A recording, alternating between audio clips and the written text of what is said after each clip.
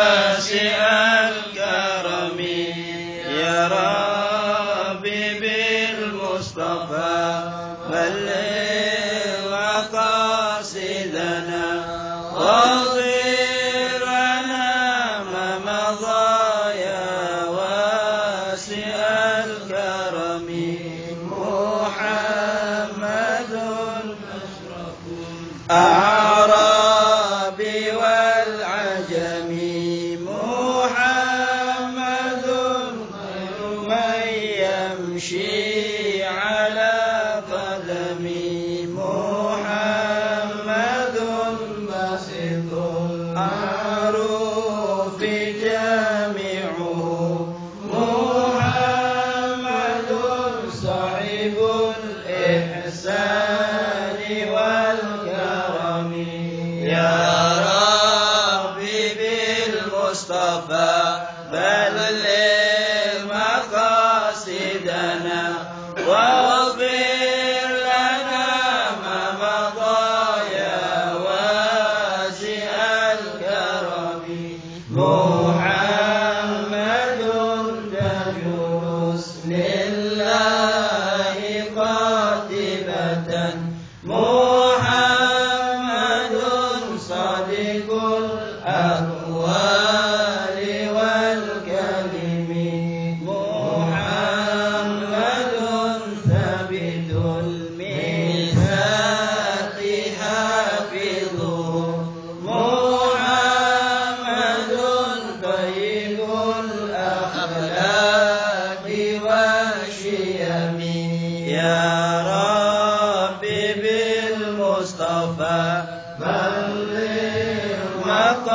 مقاصدنا واغفر لنا ما مضى يا واسع الكرم محمد بغيا بالنور تينته محمد لم يزل نورا من القدم محمد حكيم بالعدل ذو شرف محمد معدن الإنعام والحكم يا ربي بالمصطفى بلغ مقاصدنا واغفر لنا ما مضى يا واسع الكرم محمد خير خلق الله من مضر محمد خير رسل الله كلهم محمد دينه حق ندين به محمد مجملا حقا على علمه يا ربي بالمصطفى بلغ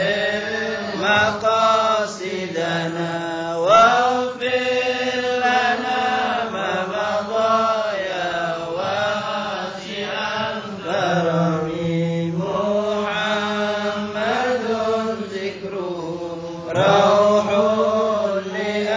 لأنفسنا محمد شكره فرض على الأمم محمد زينة الدنيا وبهجتها محمد كاشف الأمات والظلم يا ربي بالمصطفى بلغ مقاصدنا واغفر لنا ما مضى يا واسع الكرم محمد سيد طابت مناكبه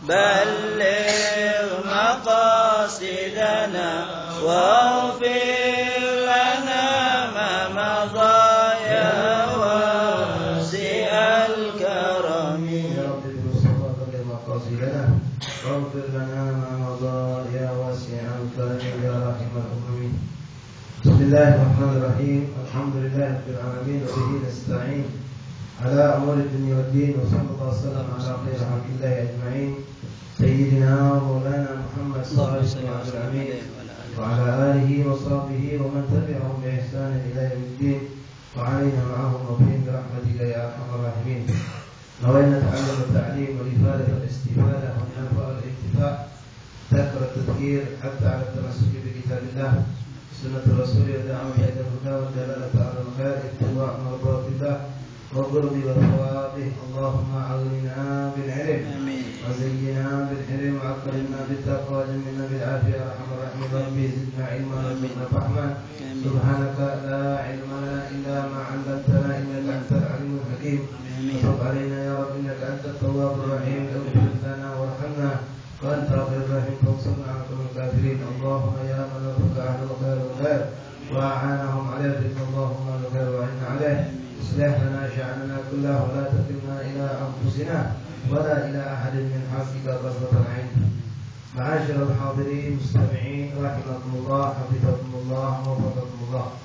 السلام عليكم ورحمة الله تعالى وبركاته. وعليكم السلام ورحمة الله وبركاته. Alhamdulillah, alhamdulillah, alhamdulillah. Bersyukur kita kepada Allah Subhanahu wa taala, Zat yang Maha Latif, Zat yang Maha Agung. Allah Subhanahu wa taala yang saat ini memandang kepada kita.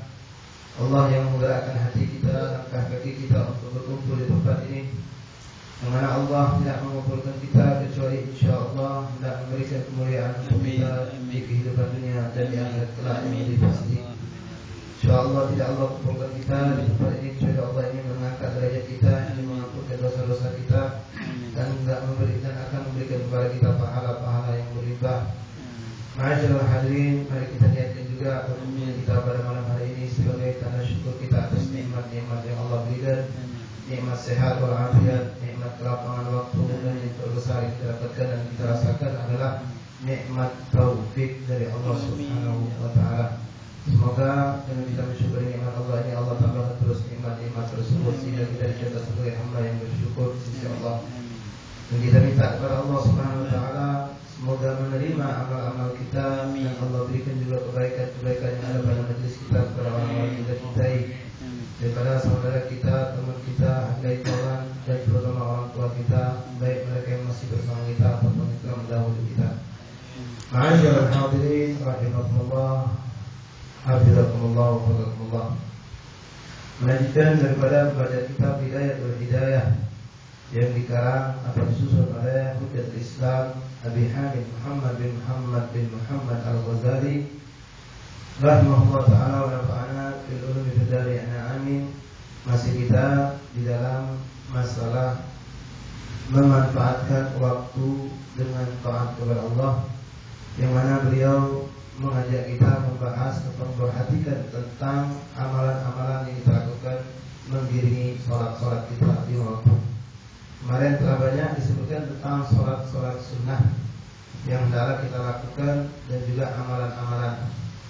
Kita temukan dalam pertemuan minggu yang lalu, beliau menganjurkan kepada kita untuk melakukan sholat sunnah duha, kemudian juga sholat sunnah witir. Lalu sholat sunnah rawatib, yaitu sholat sunnah yang mengiringi sholat wajib.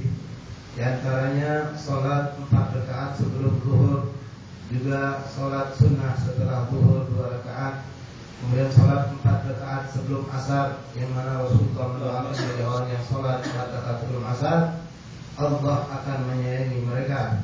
Lalu 2 rakaat setelah maghrib, dan afdalnya kita sempurnakan sampai 6 rakaat yang disebut dengan sholat sunnah awwabi.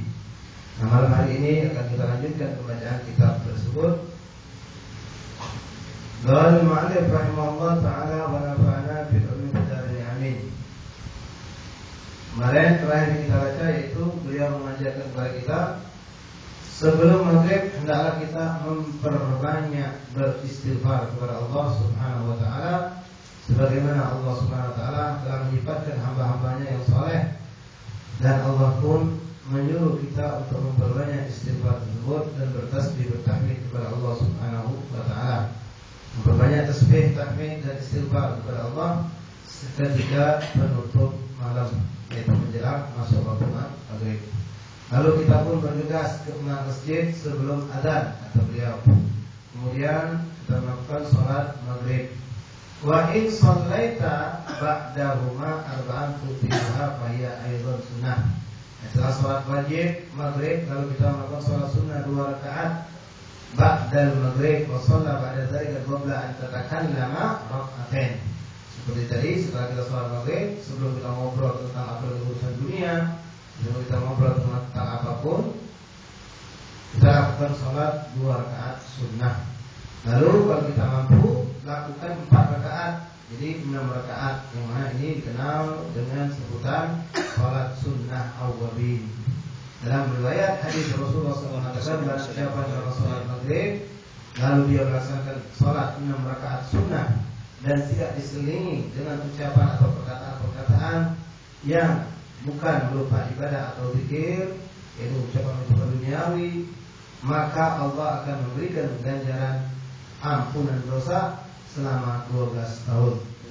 Dengan melakukan sholat sunnah tersebut, sholat sunnah awwabin. Wa in amkanaka an tanwiya al-i'tikaf ila al-isya wa tuhyiya ma baina al-isya isya'ain bis-shalah faqad warada fi fadli dhalika ma la tusah ma la yusah wa hiya nashi'atul layl li'annahu awwal nash'ihi wa hiya salatul awwabin. Jadi lakukan kalau kau mampu, kata Imam Ghazali, hendaklah kau beriktikaf, jangan pulang. Jadi sholat maghrib ini kan cerita semua, Imam Ghazali menggambarkan sholat ini di masjid semua, di masjid atau di mushola, bukan di rumah. Beliau mengatakan kalau kau mampu untuk iktikaf, lakukanlah iktikaf. Lakukan iktikaf, kita sholat maghrib. Dari selesai sholat maghrib kita duduk sampai masuk waktu isya. Nah, kita lakukan bermacam-macam ibadah di situ karena waktu ini waktu yang sangat besar fadilahnya. Beliau mengatakan di antaranya lakukan seperti tadi sholat 4 rakaat dan kau perpanjang bacaannya, kata beliau. Perpanjang bacaannya, itulah sholat awwabin sampai menjelang waktu isya. Boleh kita isi dengan bermacam-macam, yang jelas dengan amal ibadah yang mendekatkan diri kita kepada Allah. Boleh dengan pembahasan ilmu agama seperti yang kita lakukan ini. Ini jelas afdal daripada kita melakukan sholat sunnah yang banyak, menambah ilmu. Sudah kita jelaskan panjang lebar tentang fadilah talabul ilm, menuntut ilmu. Kemudian boleh dengan membaca Al-Quran, entah di dalam sholat atau di luar sholat. Boleh Boleh juga kita membaca doa-doa yang diajarkan oleh Rasulullah, doa sobah wal masa. Doa yang diajarkan dibaca di pagi hari dan di malam hari, yang mana banyak ulama merangkaikan doa-doa yang berdasarkan dari Rasulullah ini menjadi susunan yang dikenal dengan rotib. Kita sering dengar rotiban katanya. Rotibul aqwa, rotibul haddad, macam-macam rotib itu semuanya berdasarkan hadis Rasulullah sallallahu alaihi wasallam. Dan kita isi waktu tersebut dengan mendekatkan diri kita kepada Allah Subhanahu wa taala. Karena waktu baina isya'in itu maghrib dan isya ini salah satu waktu yang sangat mulia di sisi Allah. Sebagaimana diceritakan ada seorang murid. Seorang murid ini dia senang berpuasa. Dia senang berpuasa. Akan tetapi satu kekurangan yang ada pada diri murid ini, kalau dia berpuasa itu harus dia kalau futur makan sampai kenyang. Kalau belum kenyang dia masih belum mantap untuk melanjutkan ibadahnya. Nah, makan dan minumnya ini menghabiskan waktu. Seperti kita di bulan Ramadan lah. Kalau udah bulan Ramadan itu jarang kalau kita ngikutin salaf. Dan di sini masih banyak sekali kita dapatkan mereka di Hadramut, itu di Yaman, terutama di kota Taif, itu kalau bukanya Pak cuma sekedar mecahkan puasa loh di kita. Air kopi sedikit sama kurma, barangkali ada sedikit makanan, goreng-gorengan. Setelah itu sudah, mereka nggak langsung makan malam. Sudah selesai, mereka bacakan, mereka langsung semua pergi ke masjid, sholat berjamaah. Selesai sholat berjamaah, sebagian mereka melakukan sholat sunnah tasbih. Itu lumayan, sholat sunnah tasbih itu rubuk saat, mungkin seperempat jam kurang lebih lamanya. Sudah selesai, baru mereka pulang ke rumah, baru mereka menyantap makanan. Nah, ini anak murid tadi, dia itu kalau puasa nggak bisa begitu. Jadi kalau puasa dia harus makan yang banyak. Mungkin dia batalkan lalu sholat, habis sholat dia harus makan yang banyak, sehingga menghabiskan mungkin separuh dari waktu antara maghrib dan isya ini. Sedangkan dia tahu fadilah waktu antara maghrib dan isya ini luar biasa kalau diisi dengan ibadah. Ini dia mengadu kepada gurunya, gimana aku ini wahai guru? Apakah aku berpuasa, tapi kalau aku puasa bukanya di sini masih begitu. Kalau aku buka, ya setengah waktu maghrib itu aku habiskan untuk makan, habis makan, minum, habis nyantai dulu, harus istirahat dulu. Cara seperti itu lah. Ya. Nah, kalau aku tidak puasa, aku bisa yang jelas dari maghrib sampai isya aku sibukkan dengan bermacam-macam amal-amal yang baik, ibadah, belajar dan lain-lain. Kata gurunya, kau gabungkan bisa tak? Tidak bisa katanya. Kalau untuk menggabungkan tidak bisa. Maka gurunya mengatakan, utruk shaum, tinggalkan puasa. Padahal puasa itu kalau kita lihat ibadah yang luar biasa. Menahan lapar, haus dari pagi sampai maghrib, bukan gampang. Tapi di pandangan syariat, orang menghabiskan waktu untuk hal yang sia-sia antara isya ini, walaupun disebabkan karena puasa itu ditinggalkan. Nah, kalau gara-gara puasa ditinggalkan, maaf, bagaimana dengan orang yang sibuk di pasar, pulang sudah mendekati maghrib, sudah sampai ke rumah maghrib, istirahat dulu, menghilangkan keringat, sudah hilang keringat, mandi dulu, habis mandi dia sempat ngopi dulu, baru sholat maghrib. Habis waktunya bukan gara-gara puasa, gara-gara ngajar dunia. Habisnya juga dia digunakan karena istirahat dari kecapean ngajar dunia, sehingga sholat maghribnya terlambat dan dibuang waktunya untuk hal yang bukan diridhoi oleh Allah. Itu lebih jelas-jelas lebih buruk. Kalau untuk puasa aja tinggalkan puasa. Artinya maaf bukan berarti tinggalkan dagangan. Artinya jangan sampai kita menghabiskan waktu sampai setengah 6 baru tutup, jam 5 baru tutup. Kalau bisa kita tahu sistem kita orang seperti itu, pulang harus pakai istirahat dulu, harus mandi dulu. Kadang-kadang dijadikan alasan untuk melambatkan sholat. Wah, tidak enak, badan saya bau, saya harus mandi dulu. Dia nggak segera mandi, duduk dulu, nyantai dulu. Kadang-kadang nyantai depan TV, pas lagi melihat berita lagi, wah sudah asyik dia. Itu tidak digunakan. Nah, kalau kita mau, ya sudah. Jam 5 sore tutup, paling lambat. Gitu. Paling lambat. Paling habbadah ala kabarnya jam setengah 5 udah tutup. Jam 5 nyampe rumah, bisa istirahat, mandi. Maghrib dia bisa ke masjid, itu yang paling afdal. Nah, jadi dihidupkan baina isya'in, waktu antara maghrib dan isya ini dengan taat kepada Allah, dengan apapun, dengan baca zikir, tasbih, tahmid, belajar dan lain-lain. Nah, cuma di sini perlu saya ingatkan kembali, ya, tidak mungkin suatu dua amal itu digabung. Yang saya sering dapatkan kalau saya buka majelis di dalam praktik itu, ada beberapa orang dia duduk di belakang. Saya bingung kenapa orang majelis kumpul di depan, dia duduk di belakang. Ternyata mau tasbih. Jadi dia pengen sambil zikir sambil dengan majelis, tidak bisa orang begitu. Yang tidak akan dapat karena Allah dah jadikan hati kita dua. Iman zikir silakan. Khusyuk kan benar-benar zikir. Kalau enggak belajar benar, zikir sungguh dulu. Cari waktu lain kita berzikir. Kalau dua-duanya dia akan lepas dua-duanya.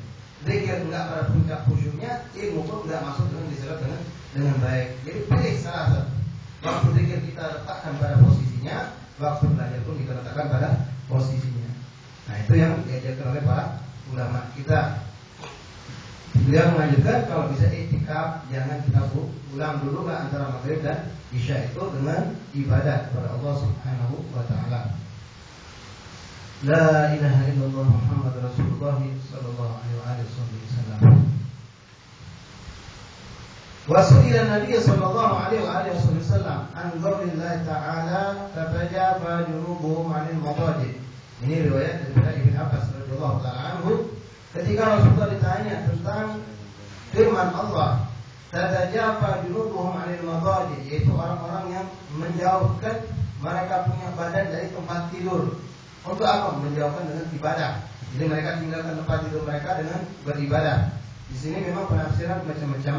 Ya, ada penafsiran ini untuk orang yang sholat malam, tapi kebanyakan sebagaimana riwayat Ibn Abbas dari Rasulullah SAW yang diangkat juga oleh Imam Ghazali dalam kitab ini, yaitu siapa? Walah dia sholatul bainal isya'in, kata Rasulullah, yaitu sholat yang dilakukan antara maghrib dan isya.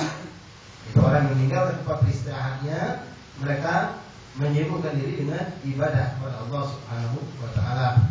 Innaha latadhhabu bimulawatin nahar wa tuhaddibu akhirah.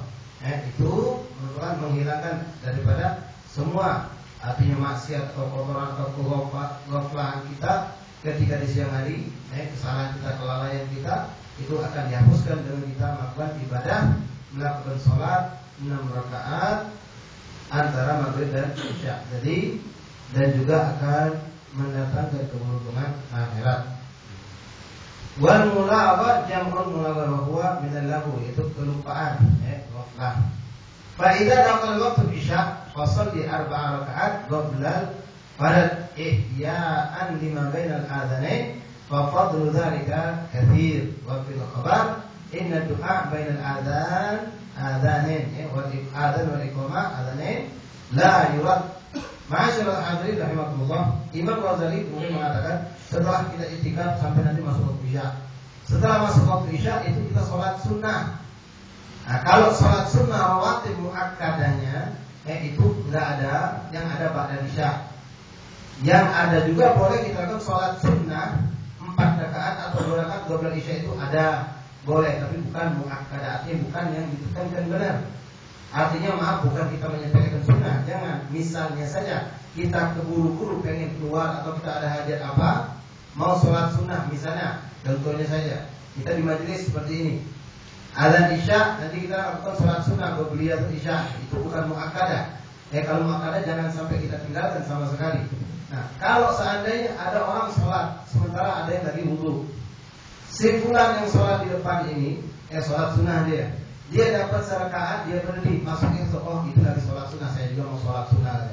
Dia sholat sunnah, ini selesai, dia masih 1 rakaat, masuk lagi orang kedua, oh ini lagi sholat sunnah, saya juga mau sholat sunnah. Terus sampai akhirnya sholat itu akan terlambat. Nah, yang seperti ini boleh kita nggak usah sholat sunnah qobliyah saat itu, kita langsung qomat misalnya saja.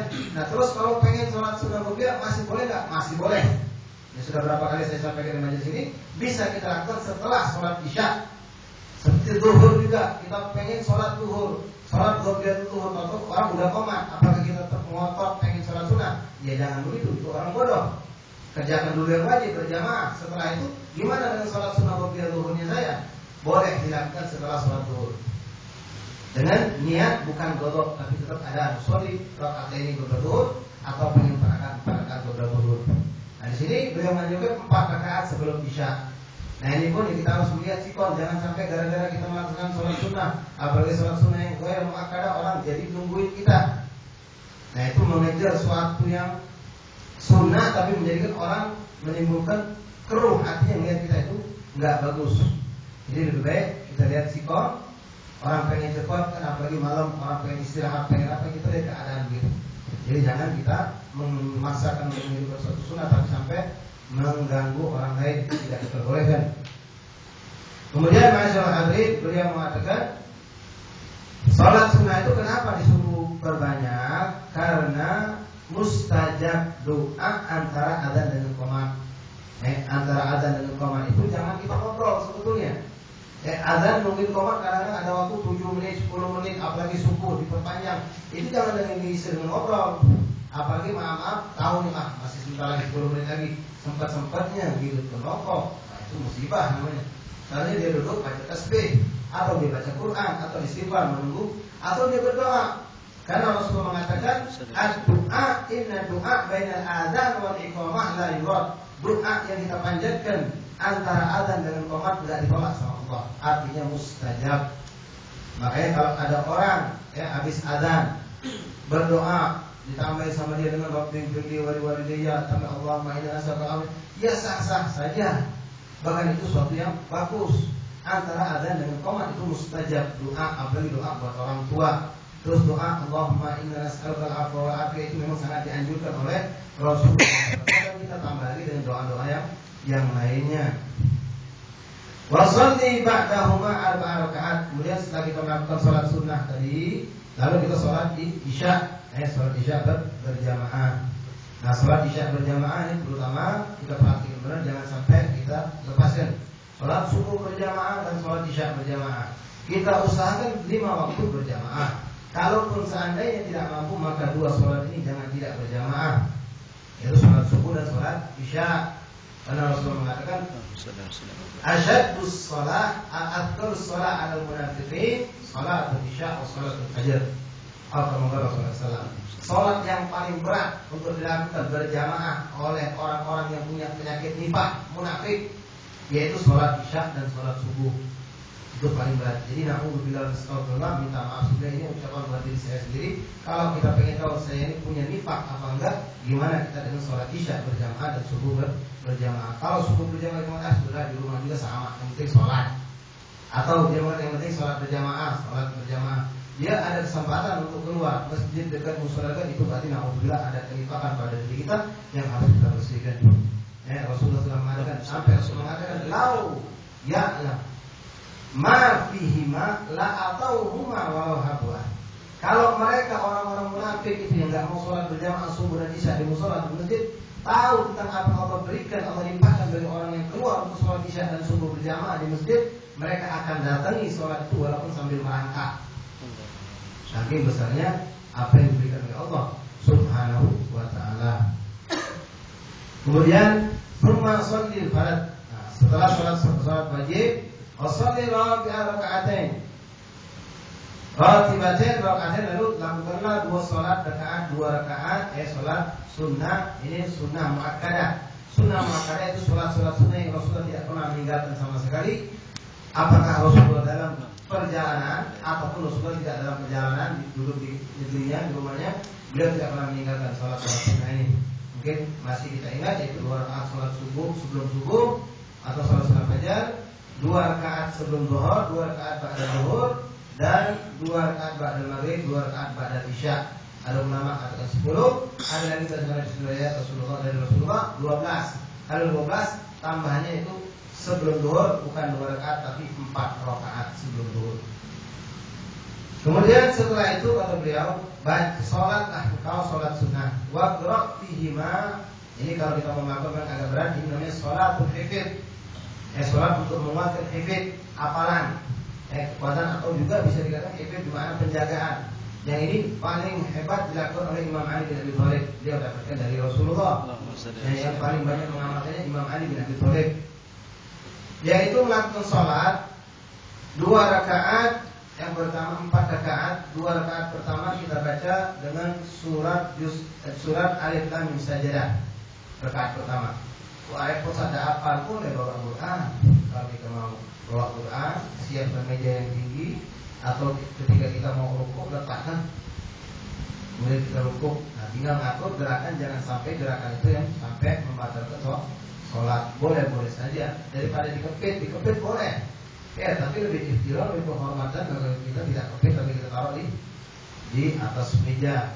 Rukuk setelah berdiri Allah Akbar, ambil Quran tadi dibuka lagi dibaca. Itu boleh saja. Baca surah Alif Lam Mim Sajadah itu surah sajadah.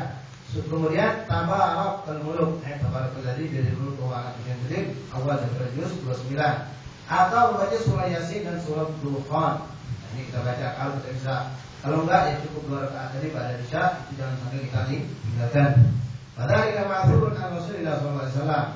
Wa shalli ba'dahuma 4 rakaat fa fi al-khabar ma yadullu ala idhamil fadhil. Kemudian salat sunnah lagi 4 rakaat setelah itu kata Imam Bukhari. Rumah salat witir. Kemudian lakukanlah salat sunnah witir kata beliau.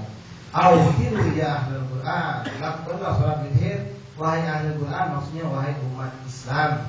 Innallaha witrun yuhibbul witir.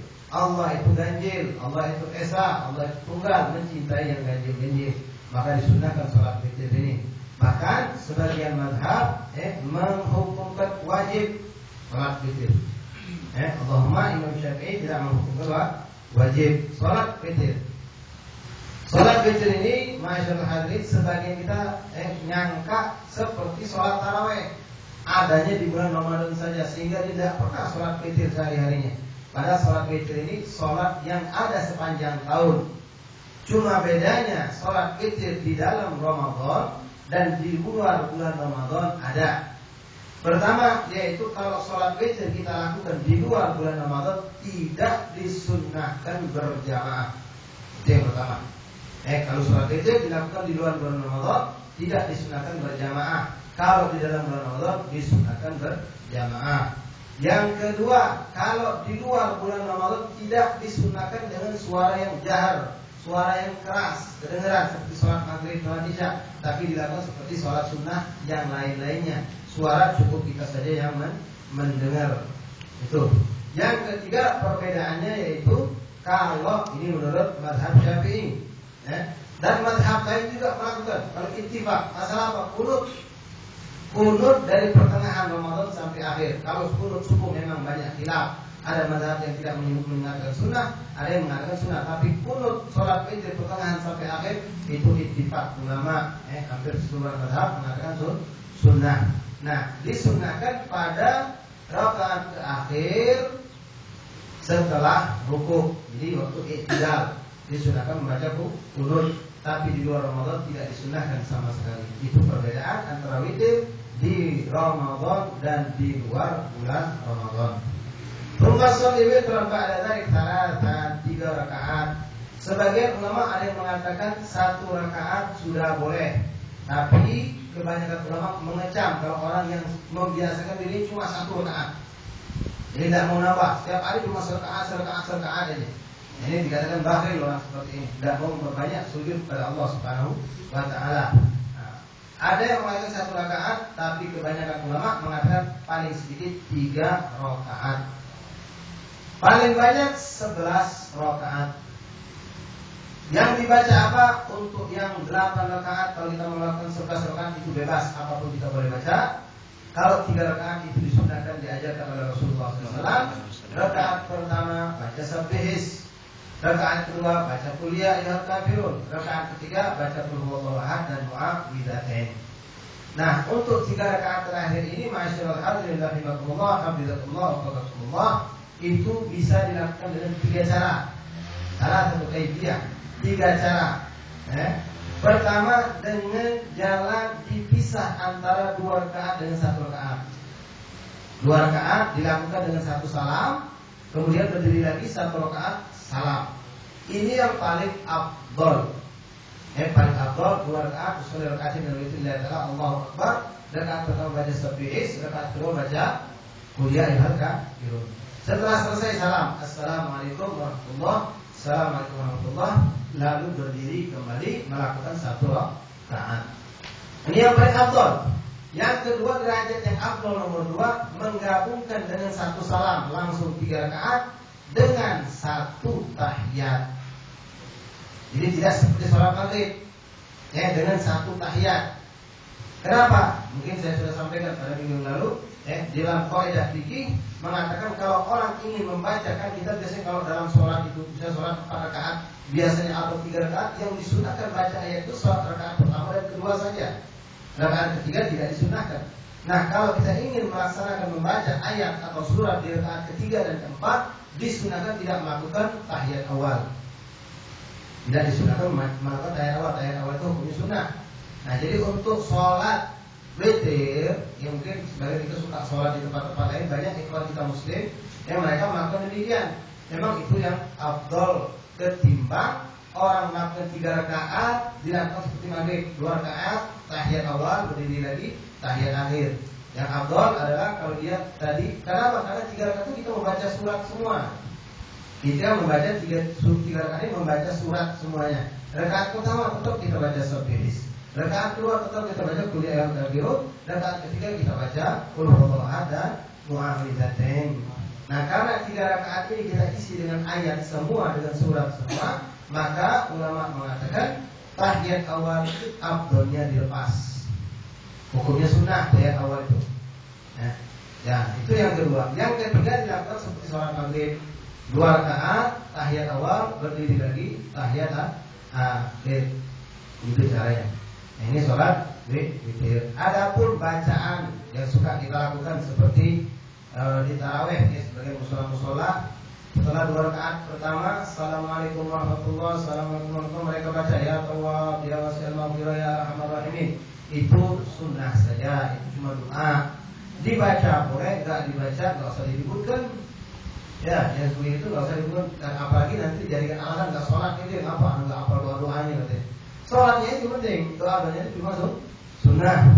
Ya, sholat itu yang penting kita lakukan. Nah, ini untuk sholat witir, beliau mengatakan, wa kana Rasulullah SAW summa shalla witr ba'da dzalika salasan bi taslimatain au bi taslimatin. Ini beliau mengatakan bi taslimatain, dengan 2 salam, berarti bisa 2 rakaat, 1 rakaat, au bi taslimatin, atau dengan 1 salam, yaitu langsung 3 rakaat wahidatin. Wa kana Rasulullah SAW yaqra'u fihinna, Rasulullah membaca pada 3 rakaat tadi. Ini memang dari Rasulullah. Hadis Rasulullah kita lakukan. Kalau yang 8 rakaat itu bebas baca apa saja. Yang pertama Rasul membaca Sabbi isma rabbikal a'la wa qul ya ayyuhal kafirun. Kemudian surah Al-Ikhlas wa Mu'awwidzatain. Wa in kunta aziman ala qiyamil lail fa akhiril witra liyakuna akhir shalatika bil lail. Kalau seandainya kita berkeyakinan atau punya, ya insyaallah saya yakin saya ini bakal bangun malam, biasa bangun malam, atau memang kita punya niat bagaimana caranya kita akan bangun malam dan punya keyakinan bakal bangun, itu disunahkan afdolnya kita lakukan sholat witir di malam hari. Di malam hari sekaligus dengan sholat tahajud. Nah, kalau sekiranya kita bakal nggak yakin bangun malam, afdolnya langsung setelah kita sholat isya, 2 rakaat ba'da isya, langsung kita lakukan 3 rakaat sholat witir. Nah, sholat witir ini nggak bisa digabung dengan sholat sunnah ba'datul isya. Ya, nggak bisa digabung dengan sholat sunnah ba'datul isya. Jadi dilakukan demikian. Nah, bagaimana kalau seandainya kita pengen lakukan 11 rakaat, habis isya kita sudah lakukan 3 rakaat, kok malam kan saya bangun, apakah masih boleh saya melengkapi 8 yang belum saya lakukan? Saya pengen dapat fadilah 11 rakaat. Apakah saya harus sholat witir lagi, ganjilkan lagi? Oh enggak, silahkan tambahkan 8 rakaat tanpa mengganjilkan. Karena lawit fil laila wahidah, Anda sholat witir 2 kali dalam 1 malam. Ya, artinya bangun malam jangan sholat witir 3 rakaat lagi, jangan diganjilkan lagi. Jadi kita lakukan 8 rakaat. Atau dibalik, boleh. Habis sisa saya mau sholat witir 8 rakaat dulu. 8 rakaat sholat sunnah witir, nanti malam dilengkapi 3 rakaatnya. Boleh enggak? Boleh. Demikian itu boleh. Jadi sholat witir boleh dilakukan. Nah, untuk sholat witir ini juga 8 rakaat itu boleh dilakukan dengan 1 salam. Kalau kita mau, boleh.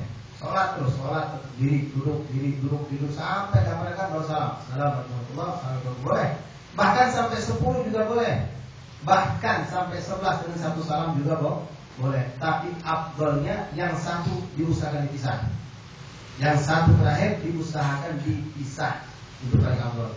Kemudian afdolnya itu, dan paling afdol kalau bisa 3 ini dipisah. Yang 8 boleh kalau mau kita lakukan sekaligus misalnya. Kemudian 2 rakaat terus 1 rakaat, itu yang paling afdol caranya sholat witir tadi. Jadi sholat witir dilakukan. Nah, syarat sahnya sholat witir sama dengan syarat sahnya sholat tarawih. Apa itu? Harus dilakukan setelah melakukan sholat isya. Kalau ada orang pengen sholat tarawih, ya belum sholat isya, pas masuk masjid terlambat, orang udah mulai tarawih, udah sholat tarawih dulu lah, kita isya nyusul, yang nggak sah sholat tarawihnya. Begitu pun witirnya. Jadi sholat isya dulu, baru sholat tarawih, baru dia sholat witir. Wa in kunta aziman ala qiyamil lail fa akhir al-witra liyakuna akhir salatika bil-lail.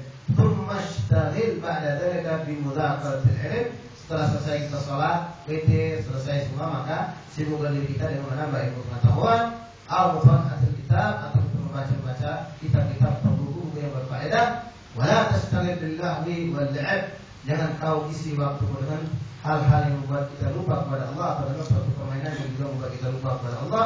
Fayakuna dzalika khatimatul a'malika qabla naumika fa innamal a'malu biqawatimiha.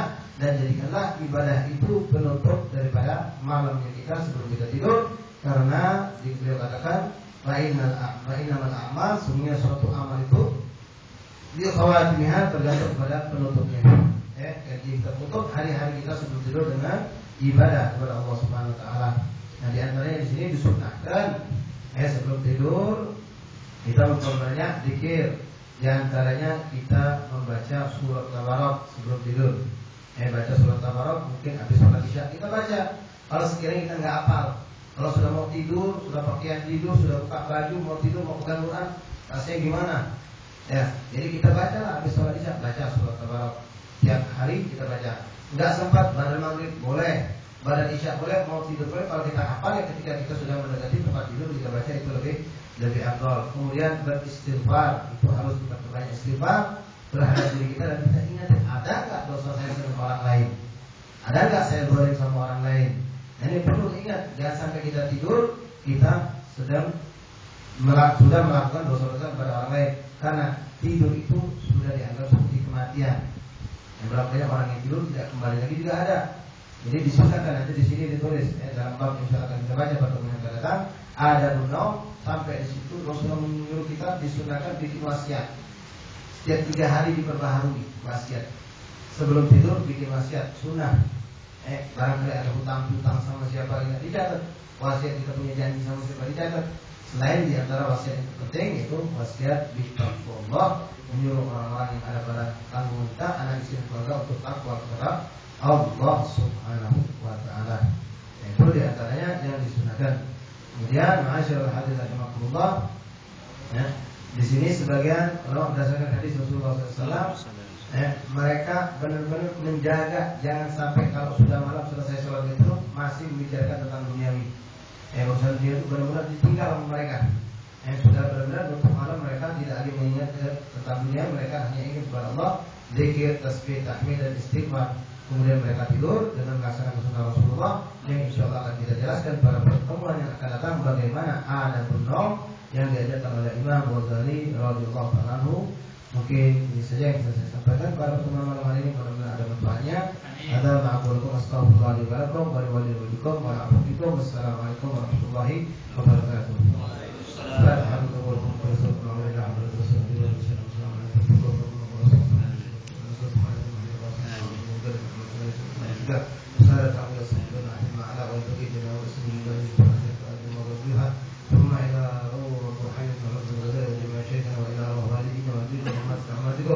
محمد المسلمين أجمعين أن الله يتوشاه برحمة ومغفرة الجنة، أن الله يعين عليهم من بركاتهم وأسرارهم وأنوارهم وعلومهم برحمات ومطاعتهم في الدين والدنيا والآخرة، جالبة لكل خير في المجلس. أن نجعل هذا المجلس شاهد لنا على عليم وحجنا عليم بأهل رسالة نزل الرحمة لنا ولكم في المسلمين، ادفعنا المسلمين البلاء والوباء والمرض والسوء والظلم واغفر لنا ولكم وأهلنا عليكم وأحبابنا أحبابكم من الحسنى بعد طول الأمور على طاعته ورسوله، وهو يرضى عن المجتمعين. وإلى حضرة الله الفاتحة.